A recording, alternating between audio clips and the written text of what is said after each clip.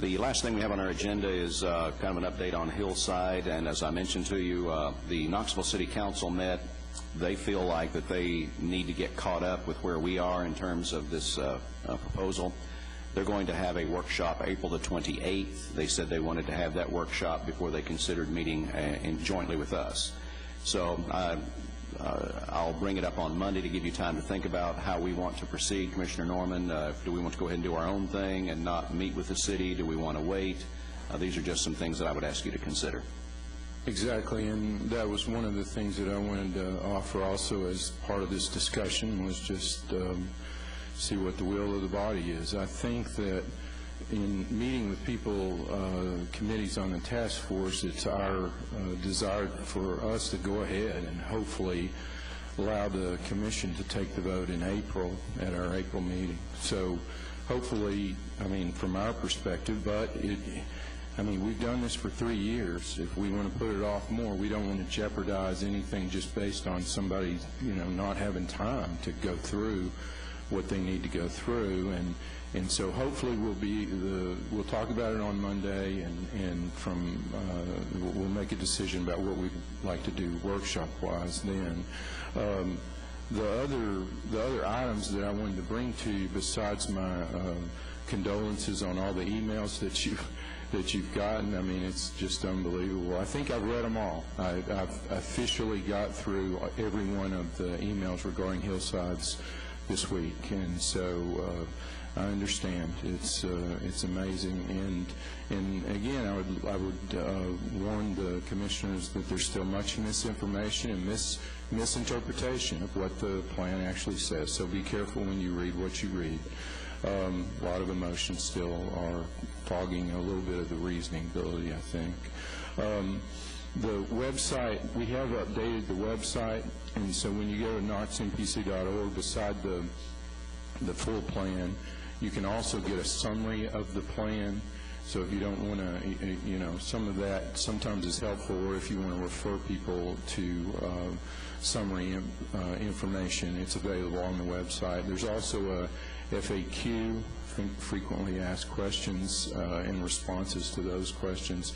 And there is also a place now, mapping is available, so that individuals could go and use our our technology to see if a parcel was inside or outside the proposed Hillside area. So those are all things that are they're available to you now that were not available to you last month. The other issue that the task force thought might be beneficial, certainly we're willing to meet, and when I say we, a staff member, like a one-on-one meeting, we thought might be a good idea, or a one-on-two type meeting.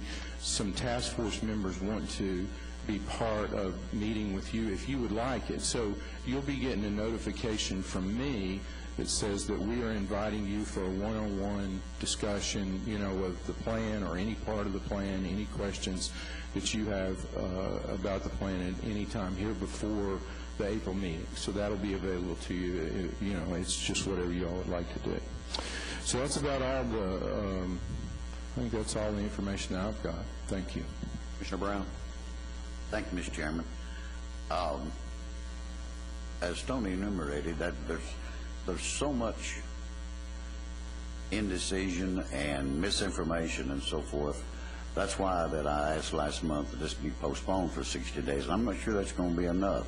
And I think we should wait until after the council catches up and still meet with them, even if it takes us another 30 days to go through this, because I've been dealing with zoning issues for 38 years, and people don't get excited or upset until it touches them next door. They finally were wakened up by the sleeping giant of the chamber with the $10,000 worth of ads they ran in adverse publicity to this. So people are now wanting to get the information, and I think we owe them the opportunity to get that information, and we can only do that by having some open public meetings. I agree, Tony, that if any of the commissioners need a one-on-one, I think that's fine, but I think there's a lot of JQ public out there that still has a lot of questions about it, and then we need to get those answered before we, take a true vote on it. Mr. Schaus? Yes, Chairman. Has the city asked that we not participate in that April 28th, or that they want to do it solo? They want to do it solo. I talked to Mr. Bailey, and Mr. Bailey said that in their discussion they feel like they need to get caught up, so they want to do their own thing on the 28th. Then they said after that, if we wanted to meet with them and have a joint, they're open to that, but on this 28th meeting they wanted to do that. And of course they invited us if we wanted to come and be spectators, but they wanted to have their own meeting. Well, I think I'd lean towards what Commissioner Brown said. I would like to have something with them, and they need, we sat through, 2-3 hour sessions, and 98% of it was people coming at us from both sides of the issue. And I think the city needs to hear that too, but I would lean toward having something joint with them whenever it may be. Do you have something else, Mr. Brown? No, that's something. Oh, okay. And Commissioner Norman, anything else on this? Okay, my only response to those would be fine. I think what we need to do is think about this and take it back up as a discussion item on Monday. Certainly, I don't see, I see that some meetings like we had before not serving a great interest to us, in that a lot of times what we get are people's misinterpretations of the plan. What we need is, what we want to emphasize is what does the plan actually say and what does it actually do? And so it's not helpful. I mean, it's fine to have a public hearing if you want to have a public hearing, but a workshop is not a public hearing. A public hearing is a different animal. So I would certainly like for us to stick to the facts, not people's interpretations in a workshop setting. So I see some muddled, I'm wary of a meeting like we had before, where we have misinformed public entities, like we're getting right now. The whole of some 60 odd emails from the realtors group is all based on misinformation, about 15 to 25%. So you can take every one of those from the realtors. Somebody's gone in there and said, this is what they're going to do, and every one of them's wrong. I haven't read one of them that's on target yet about what the plan says. So that's what we're going to get more of, if we open it up for a public hearing. A public hearing is not a workshop. And so I want to distinguish between those two things. I want to get information to the commissioners that is accurate and on target about the plan. That's what I think we need. I don't think we need to hear more misinterpretations, especially of what the plan says and does. Commissioner McKenzie. Thank you, Mr. Chair. And I definitely don't disagree with Commissioner Norman, but in terms of confusion, I think that happened on both sides. I still don't know what a pixel is, just like I still don't know what 15% is. So I think both sides, I won't say clouded both of the issues that to their advantage, but they, kind of told a story in a way that either simplified it or put it in the best light for them. So I don't know. I want to do what he said. I don't want another public hearing. They're going to come up here and say the same things they always have, both sides. So I don't know how we get that desire, that workshop. And the workshop, in my mind, is a learning session, not a PowerPoint presentation, because that, frankly, from the MPC, it skewed a little bit in terms of, it could have done more in terms of training. Same thing with the developers and the chamber. I think the chamber article, it wasn't information, it was an ad.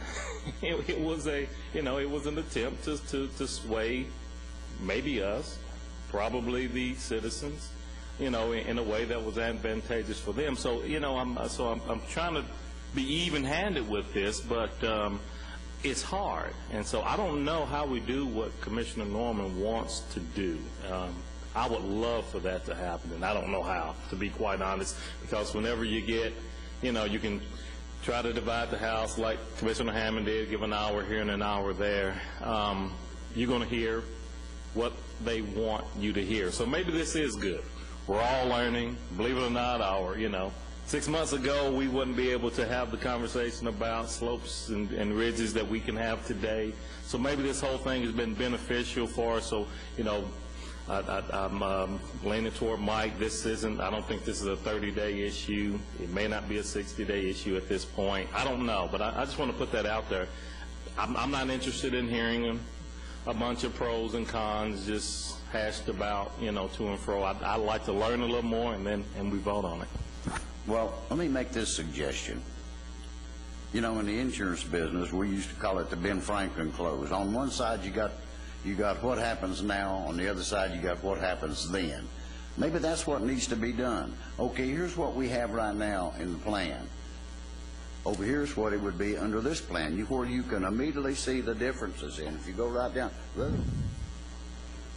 keep it simple. That's all I'm saying. Rather than have to read 500 pages or something, put it down here in A, B, C, before and after, and then we can look at them. Tony, do you have any? And specifically to both of those comments, one part of the presentation that was not given because of time was where we take examples, we take specific examples, and we run them through the model. We explain, we would have time probably to take up the model itself, and there's been criticism of the model and comparisons to Sevier County and so on. We could take up time to address those. Actually, they are addressed in the FAQ section that are on the website if you'd like to go there. But those other issues that need to be addressed, such as this is a plat, this is in the Hillside area, this is what we could do with our plan right now, and if we did nothing, if we had the current situation, this is what we could do. We've got several examples of those. That was the thing that actually flipped MPC. There were 6 very pro-developer guys on MPC that actually turned on the examples that Tim Kuhn presented in a meeting with the MPC, just a sole workshop with them. There was nobody there but the MPC commissioners, the staffers, and some of the task force members. I think that's what we need. I think that insulates us from some of the noise in the community, and then that combined with opportunities that individuals would have for one-on-one or one-on-two meetings, I think you're going to be able to air out every question, almost every question that you would have, and if not, we can certainly go longer. This is not a, this 3-year thing. We're not, as I said, we're not going to jeopardize it over a month or 2 months or whatever. We want to get it done, and I think in the end we'll be able to get it done when everybody realizes that indeed this is good, this is right, it's a sound plan. Commissioner Brown? I'm through with that subject. I'm holding for my